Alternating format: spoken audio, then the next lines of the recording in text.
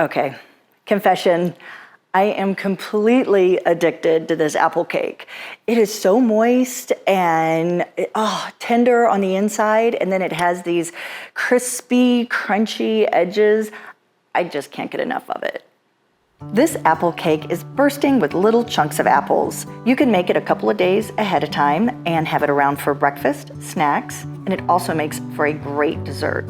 Hi guys, I'm Madeline McDaniel, and today we're making an apple cake. It is so easy to make and it is super yummy, and I know it is going to be a total hit for you and whoever you make it for. Let's start by preheating the oven to 350 and getting our mise en place together. You can see there's nothing fancy about these ingredients. You might already have most of them in your pantry. All right, we're gonna go ahead and start by sifting our dry ingredients together. I'm gonna set our toasted pecans back there for a little bit later. So this is a really nice little sifter. It's also a mesh strainer, and it's a lot easier when those crank. And this is what we always used to use in the restaurant too. So this recipe comes with permission from the restaurant that I worked at when I was going through culinary school, Firefly Grill. It's in Effingham, Illinois, and it's right there on the crossroads of 70 and, 57. So if you're passing through the neighborhood, please stop by, check them out. Anyway, we used to make this cake in batches of like 200-300 servings in these huge hotel pans that were just ginormous. So when I reduced this recipe down for, a much smaller size, I was like, well, let's just do things a little differently. So I picked a different size pan for that. And we've got a little clove. So far I've done a little bit of cinnamon, and this is a little bit of ground cloves and a little bit of ground nutmeg. Now this is a little piece of parchment paper, and I'll just grate this right here on the parchment paper. This is about a half a teaspoon, and then we can fold that right in there. All right. Let's go ahead and do a little sifting. Check this out.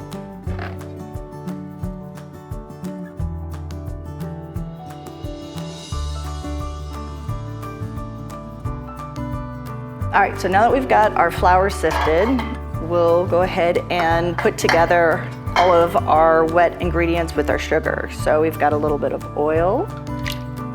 So what I was saying before about the apple cake and making it over at the Firefly, the best part about the apple cake for me is probably the crispy edges.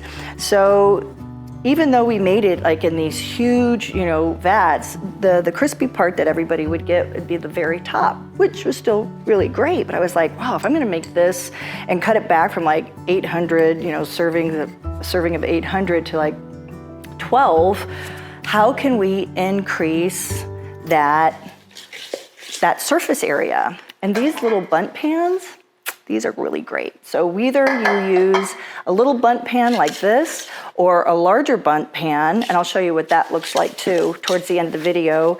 It makes a lot of really wonderful surface edges.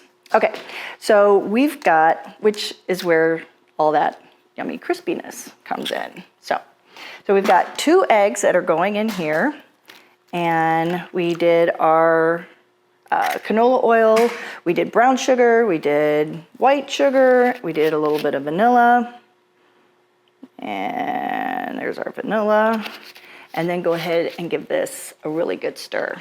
Come here and check this out.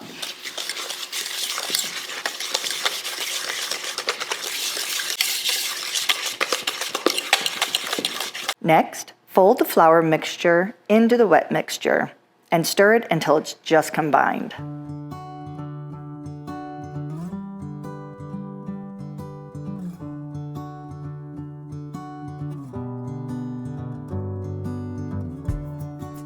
Okay, so now for the apples.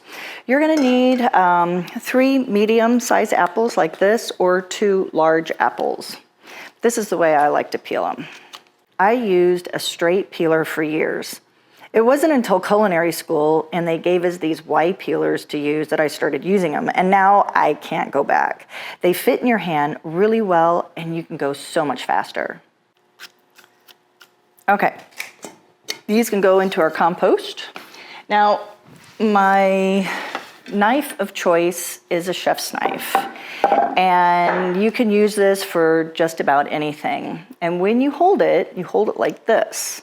You're gripping it on the base of the blade, not the handle.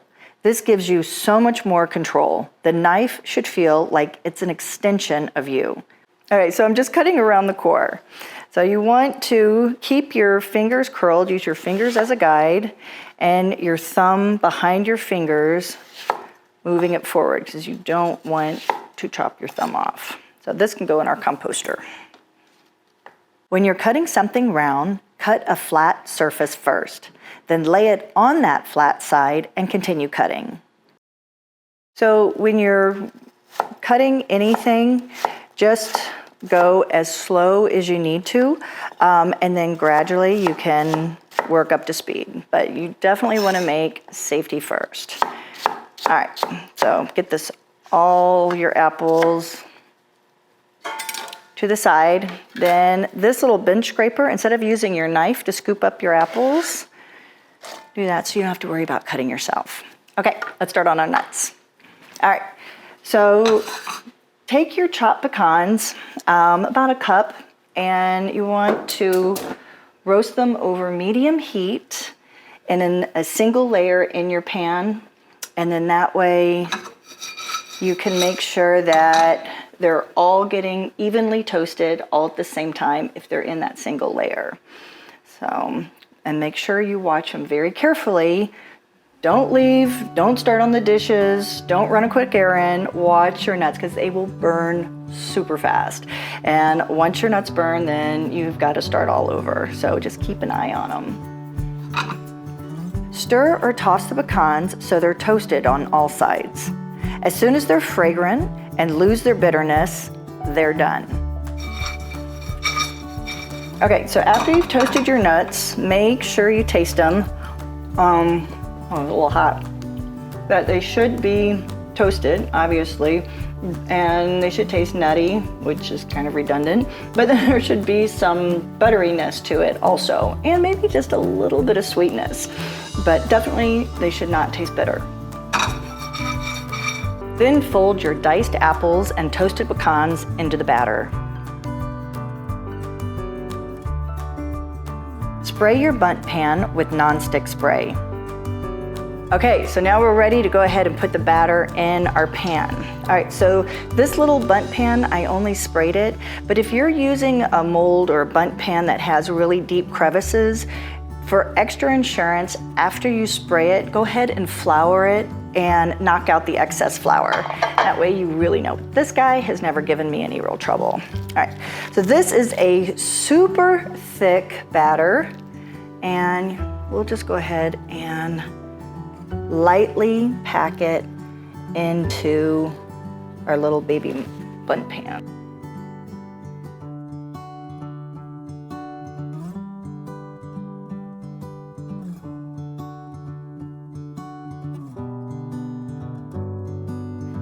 And now these are ready to go in the oven. Top this guy off just a little bit more. Oh my God. My mouth is already starting to water. Okay, so we're gonna put this in the oven for about an hour at 350. So if you're using a large single bundt pan, that would go in for probably about an hour, 15 minutes. So depending on the size of your pan, you just kind of have to, work with your time there. Okay, this one, which the oven is not on, it's cool. I made this one last night, but I want you to see this. This one I baked for an hour and 15 minutes, and you can see how the cake is starting to pull away from the edges.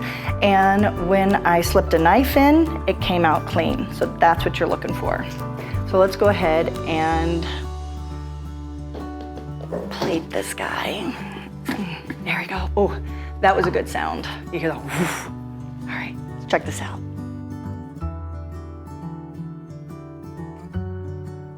Slice your cake and eat it like this, or add a little caramel sauce. It's so good either way, your choice. I don't know if you can hear how crunchy this is. Oh, and it's so moist on the center. So you get that crunch and that moist all in one bite. And this is so good. I'm definitely gonna need a big glass of milk to finish this off. This is so good. You are going to love this. So thank you so much for hanging out with me here at Lakeside Table. And if you're following along with me in the Cookbook, definitely go check out the chocolate torte with the ganache. That is a total winner. You like this? You're gonna love that too. If you're hanging out with me on Facebook, YouTube, IGTV, wherever, and you haven't already got yourself a copy of my cookbook or my ebook, go over to lakesidetable.com and get yourself like 3, 4, I'm just saying. Oh, and then come on back for some more videos, and I will see you soon. Thanks so much, guys. Bye. And I'm gonna be here eating this cake, so.